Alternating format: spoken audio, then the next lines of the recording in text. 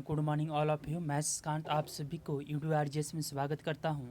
आज का हमारा जो है थर्ड श्रृंखला चल रही है, ये मॉक टेस्ट का थर्ड पार्ट है, क्योंकि ऑलरेडी हम लोग 2 टेस्ट कवर कर चुके हैं। थर्ड सीरीज के बारे में हम लोग आज डिस्कस करेंगे। इसमें आज हम लोग 31 प्रश्न करने वाले हैं, 31 प्रश्न करेंगे और ये काफ़ी अति महत्वपूर्ण प्रश्न है। जो बच्चे UGC नेट JRF के पेपर दे रहे हैं, NTA का पेपर दे रहे हैं 16 सितंबर से लेकर के 25 सितंबर के बीच में, उनके लिए अति महत्वपूर्ण प्रश्नों का श्रृंखला लेकर के आए हैं। इसके साथ ही जो PGT के बच्चे हैं, पोस्ट ग्रेजुएट ट्रेनिंग के जो बच्चे होते हैं, PGT के जो बच्चे होते हैं, जो आर्मी स्कूल हो या DSSP हो, PGT नवोदय हो या केंद्रीय विद्यालय हो, उस सभी के लिए अति महत्वपूर्ण प्रश्नों का श्रृंखला लेकर के आए हैं। थर्ड पार्ट आज हम लोग शुरू करने वाले हैं। इसके पहले चैनल पे नए हैं तो लाइक करें, सब्सक्राइब करें, कमेंट करें ज़्यादा ज़्यादा और अपने दोस्तों में ज़्यादा ज़्यादा शेयर करें ताकि उनको भी इसका लाभ मिल सके दोस्त। तो आज इस श्रृंखला का पहला प्रश्न हम लोग देखते हैं। एक तरफ ग्रंथ दिया गया है, दूसरी तरफ चिंतक दिया गया है। आपको मैचिंग करना है कि इनमें से राइट मैचिंग क्या होनी चाहिए। तो सबसे पहले हम लोग देखते हैं द लाइफ डिवाइन। देखो, लाइफ डिवाइन की बात करें तो लाइफ डिवाइन जो है ये श्री अरविंद घोष का लिखा गया पुस्तक है। दूसरा the future of the Indian politics. Future of the Indian politics देखा जाए तो ये किनके द्वारा लिखा गया है, तो ये जो है यानी कि एमएन रॉय के द्वारा लिखा गया है। थर्ड जो है थॉट्स ऑन लिंग्विस्टिक स्टेटस, ये डॉक्टर भीमराव अंबेडकर की लिखी गई पुस्तक है, ग्रंथ है। और फोर्थ जो हमारा इसमें श्रृंखला में देखते हैं यानी 1857 का स्वतंत्रता समर, ये वीर सावरकर का लिखी गई पुस्तक है। तो अब हम लोग ऑप्शन देखते हैं, इसकी कुट दिए गए हैं, कुट को मैचिंग करते हैं कि राइट मैचिंग क्या होनी चाहिए। तो मैंने ऑप्शन ऑलरेडी बता चुका हूँ, तो इसका राइट आंसर क्या होना चाहिए यानी कि बी इज राइट आंसर। ए का 4, बी का 3, सी का 2, डी का 1। अब सेकेंड प्रश्न का श्रृंखला हम लोग आज शुरू करते हैं। सेकेंड प्रश्न जो हमारा है वो है, एक तरफ ग्रंथ दिए गए हैं, दूसरी तरफ चिंतक का नाम है यानी कि स्कॉलर का नाम है, दूसरी तरफ जो है यहाँ पर आपको जो है यानी कि पुस्तक का नाम दिया गया है। द लॉज किसकी पुस्तक है? जैसे कि हम लोग जानते हैं कि लॉज जो है प्लेटो की पुस्तक है ना। दूसरा द कॉन्स्टिट्यूशन, ये किसकी पुस्तक है? द कॉन्स्टिट्यूशन ये अरिस्टोटल की पुस्तक है। द प्रिंस जो है मैकियावेली का है। डी सिबे, ये किसकी पुस्तक है? हॉब्स का पुस्तक है। तो इसका राइट आंसर क्या होनी चाहिए? राइट आंसर आप लोग मैच करके बताएं कमेंट बॉक्स में। तो इसका राइट आंसर क्या होगा? बी। थर्ड प्रश्न की श्रृंखला देखते हैं कि थर्ड में एक तरफ चिंतक दिए गए हैं, दूसरी तरफ विचार दिए गए हैं, उनके विचार को सम्मिलित करना है। सूची जो है कोड दिए गए हैं, उनको मैचिंग करना है। एक तरफ पहला जो है रूसो है, रूसो का क्या विचार है? रूसो को जो है सामाजिक समझौता का विचार है यानी 4th नंबर। जबकि बेंथम का क्या विचार रहा है? बेंथम का जो हमेशा जो बेंथम जो है उपयोगितावाद के लिए जाने जाते हैं मेन रूप से। अब है हीगल का क्या विचार है? हीगल का जो यहाँ पर जो ऑप्शन दिए गए रखा है उसमें विश्व आत्मा यानी कि 1st नंबर। तो मायो का क्या ऑप्शन है? मायो असंगति का सिद्धांत, ये कौन दिया है? मायो के द्वारा दिया गया है। तो इसका राइट आंसर क्या होगा? Which one is a correct answer? इनमें से कौन सा करेक्ट आंसर है? B is a correct answer. Next 4th number प्रश्न हम लोग देखते हैं। यहाँ पर भी मैचिंग करने का ही प्रश्न है। एक तरफ है ग्रंथ, दूसरी तरफ है चिंतक। पहला है न्यू डेमोक्रेसी। देखो कि न्यू डेमोक्रेसी का कंसेप्ट जो है ये किसके द्वारा दिया गया था? मायो के द्वारा दिया गया था यानी कि इसका राइट आंसर क्या हो जाएगा?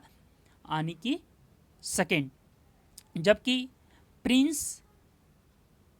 प्रिजन नोटबुक आगे मैं बताऊंगा ये किनके द्वारा लिखा गया है, तो ये ग्रामसी के द्वारा लिखा गया है।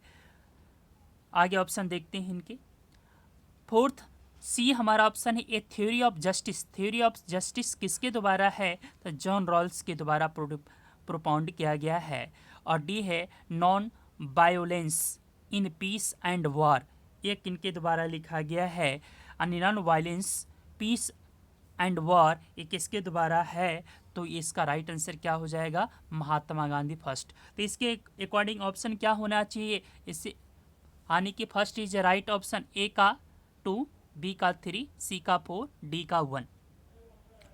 अब कुछ निर्देश दिए गए हैं। सबसे पहले निर्देश को देखते हैं कि आगे 5 से 5 to 11 तक 2 कथन दिए गए हैं। एक कथन अभिकथन है और ये जो है दूसरे यानी अभिकथन है और दूसरे का कारण आर का नाम से जाना गया है। तो नीचे दिए गए कोड को आपको क्या करना है, सही कोड को मैचिंग करना है ना। निर्देश के वही निर्देश है कि 5 to 11 के बीच में जो कथन दिए गए हैं उसमें कथन अभिकथन है ए और दूसरे कारण जो बताया गया आर, तो इसको मैचिंग करना है ना। पहला ऑप्शन हमारा जो है ए और बी दोनों सत्य है, जबकि सॉरी ए में ऑप्शन जो है ए और बी दोनों सत्य है और आर जो है ए को सही एक्सप्लेनेशन करता है, करेक्ट एक्सप्लेनेशन करता है। जबकि बी ऑप्शन हमारा है ए और बी दोनों सत्य है परंतु आर जो है ए को ए की सही व्याख्या नहीं करती है। सी ऑप्शन जो हमारा ए सत्य है परंतु आर गलत है। डी ऑप्शन हमारा ए सत्य है परंतु आर गलत है। तो अब हम लोग कथन पढ़ते हैं। कथन नंबर 5वां जो प्रश्न है, प्लेटो की रिपब्लिक एक विश्वविद्यालय है, कॉमा एक कुटुंब तथा चर्च है। क्या ये सही है?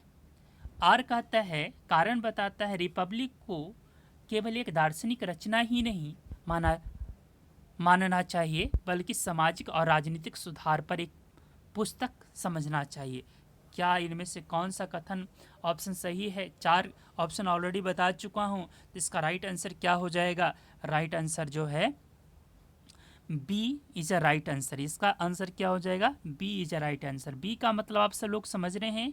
बी का मतलब ए और आर दोनों सत्य है परंतु आर ए की सही व्याख्या नहीं करता है। क्लियर? नेक्स्ट 6 नंबर प्रश्न है, अरस्तु समान बुद्धि तथा स्वर्णिम मध्य का सर्वोच्च देवदूत है।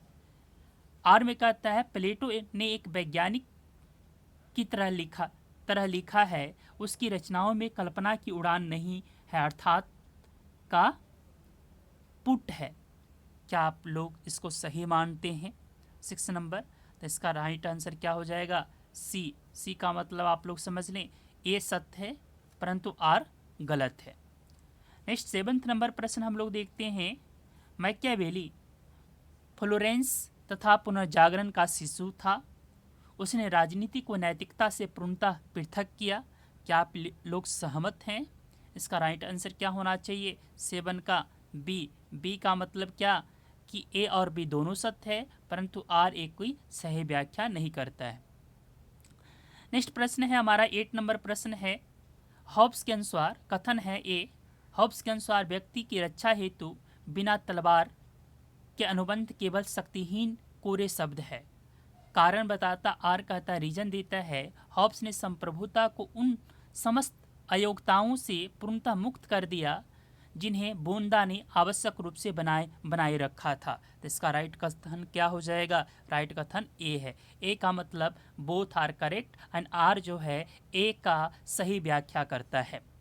नेक्स्ट हमारा 9 नंबर प्रश्न है, चार्ल्स मेरियम की राजनीति एक नए अध्ययन के अग्रणीय होने का श्रेय होता है।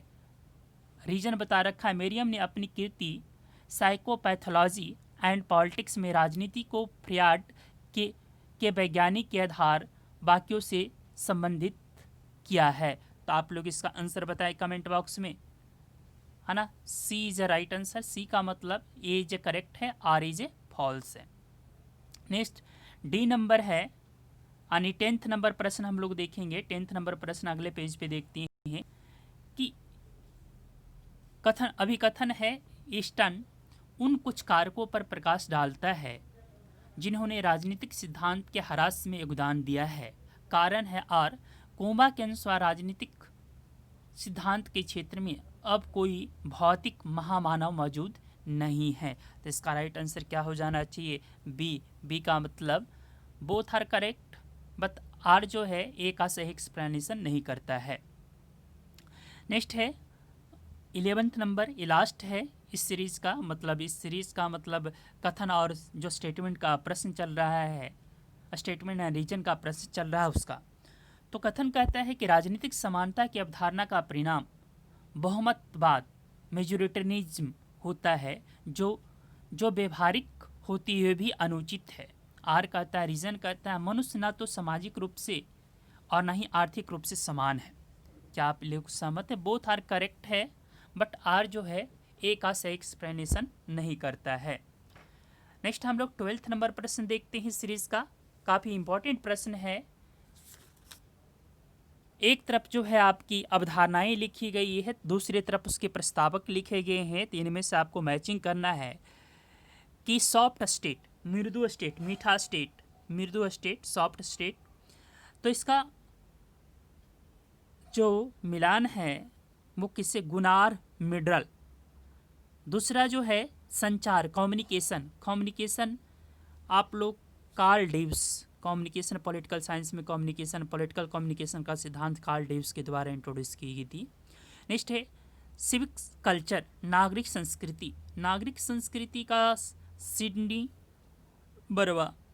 व्यवहारवाद, व्यवहारवाद का संबंध किससे है? व्यवहारवाद का संबंध आप लोग बताएंगे, व्यवहारवाद का संबंध किससे है? तो हेनज युलायू व्यवहारवाद का संबंध है। तो इसका राइट आंसर क्या हो गया? ए इज ए करेक्ट आंसर, यानी ए इसका करेक्ट आंसर है। नेक्स्ट 13 नंबर प्रश्न देखते हैं। निम्नलिखित में इस कथनों पर विचार कीजिए। निम्नलिखित कथनों पर विचार करना है। 4 कथन दिए गए हैं, उसके बाद आपको इनमें से कौन सा करेक्ट है वो चूज करना है। वह प्राधिकार जो स्वतंत्रता को स्वीकार नहीं करता है सत्तावाद है।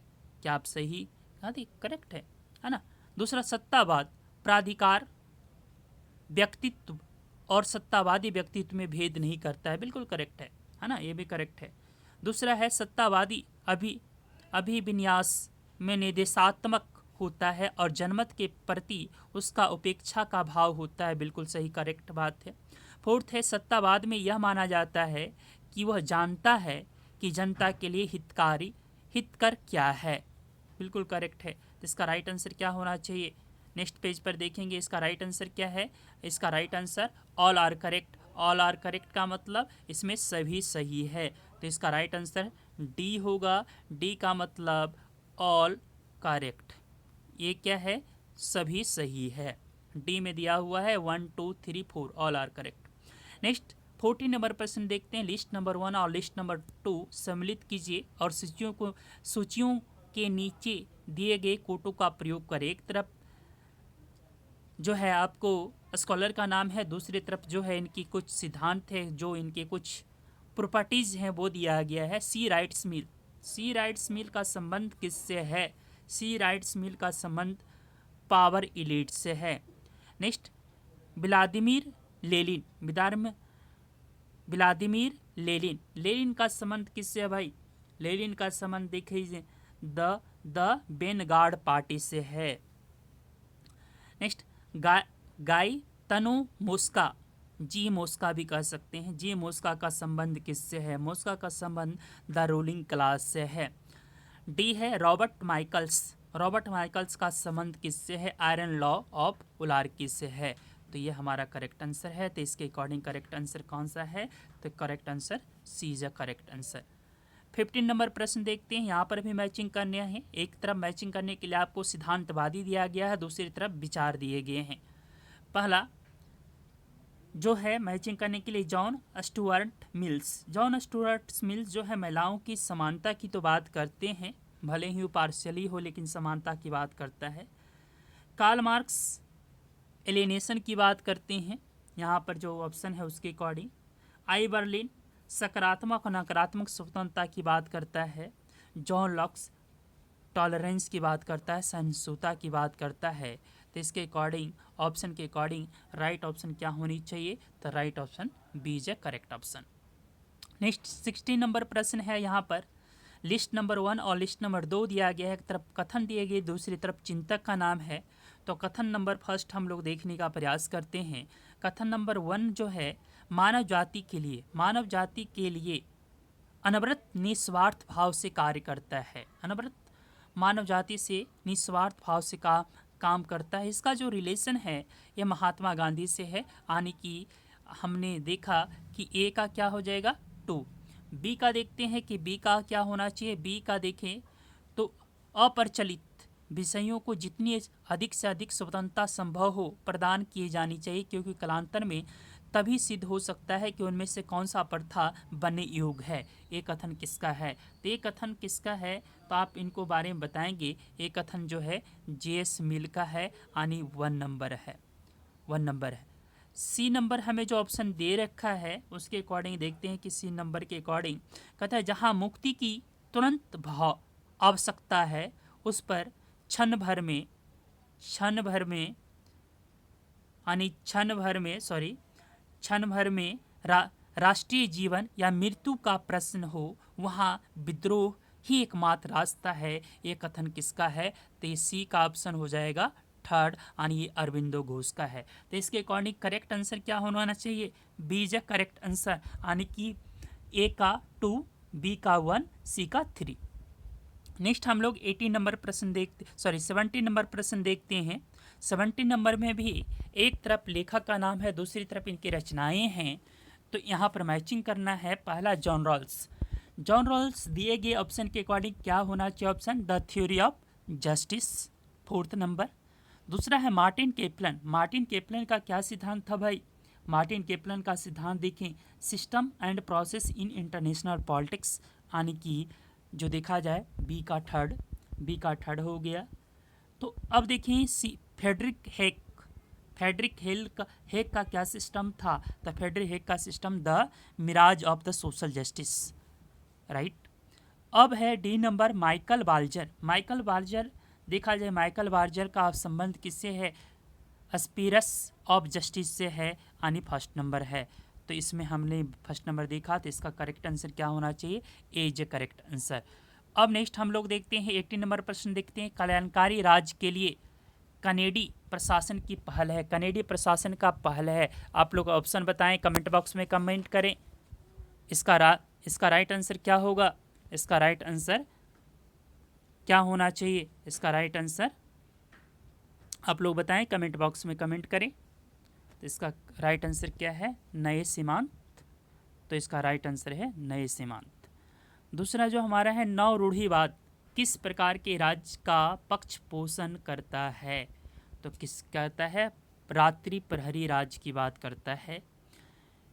20 नंबर प्रश्न है, निम्नांकित में से किसने कहा है कि राज्य शासक वर्ग रूलिंग क्लास का एजेंट है? इनमें से कौन से स्कॉलर के द्वारा यह विचार प्रकट किया गया है? राल्फ मिलबैंड के द्वारा प्रकट किया गया है।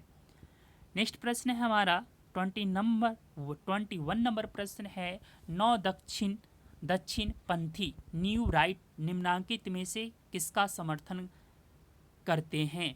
तो आप लोग आंसर बताएं कमेंट बॉक्स में। तो ये क्या है? बृहत सरकार का, बड़ा सरकार को सपोर्ट करता है। नेक्स्ट है, किसने कहा है कि रात्रिकालीन प्रहरी नाइट वॉचमैन की भूमिका अदा करता है? तो ये इसका राइट आंसर क्या है? John Locke. नेक्स्ट है, मिनिमल स्टेट और roll back the frontier of the state की अवधारणा का समर्थन करने वाले विचारधारा किसने प्रकट किया था, या कौन सा विचारधारा प्रकट करता है? तो नव दक्षिण पंथ, है ना।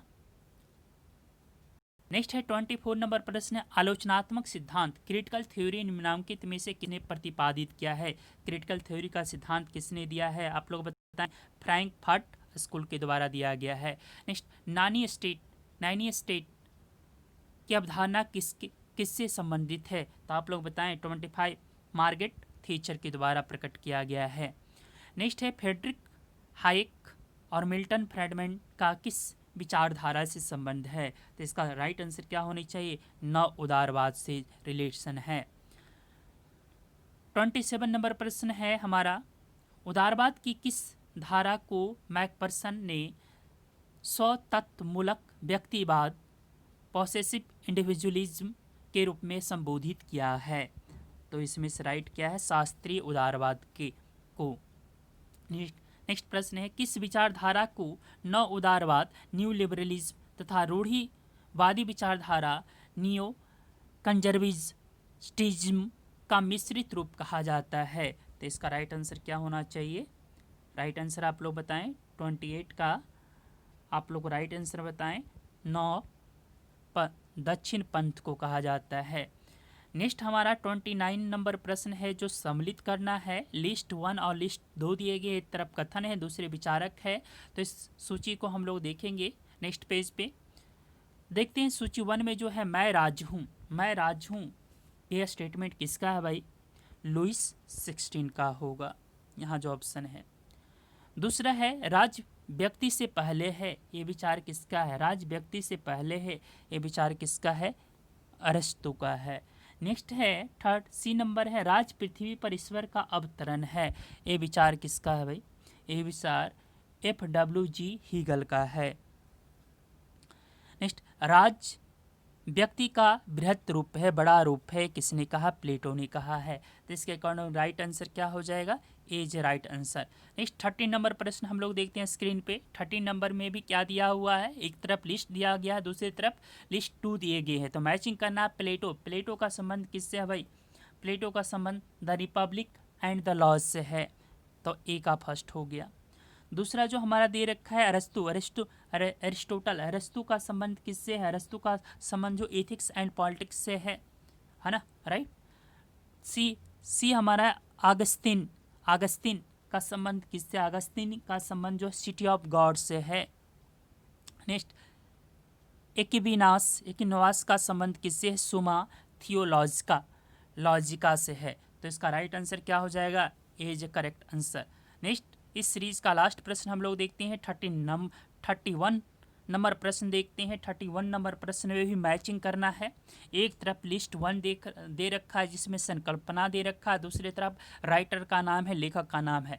तो पहला ऑप्शन है हमारा जो है ए का ऑप्शन, ए जो है समानों के साथ समानता का व्यवहार तथा असमानों के साथ असमानता का व्यवहार, ये कथन किसका है? अरिस्टोटल का है। नेक्स्ट है प्रत्येक से जैसा वे चुने, प्रत्येक को जैसा वे चुने जाए, ये कथन किसका है भाई? ये कथन जो है रॉबर्ट नॉजिक का है। नेक्स्ट है सी नंबर है प्रत्येक से उसकी योग्यता अनुसार, प्रत्येक को उसकी आवश्यकता अनुसार, ये कथन किसका है? तो ये कथन जो है कार्ल मार्क्स, यानी कि सी का कार्ल मार्क्स। डी है अधिकतम लोगों के लिए अधिकतम सुख, तो जर्नी बेंथम का कंसेप्ट होगा। तो इसका राइट आंसर क्या होना चाहिए? कौन सा सेट सही लग रहा है? तो B is a correct set है, ये करेक्ट सेट है। Thank you watching video, take care, अपना ध्यान रखें, ज़्यादा से ज़्यादा वीडियो को शेयर करें, लाइक करें, कमेंट करें। मिलते हैं अगले सीरीज में। Okay bye.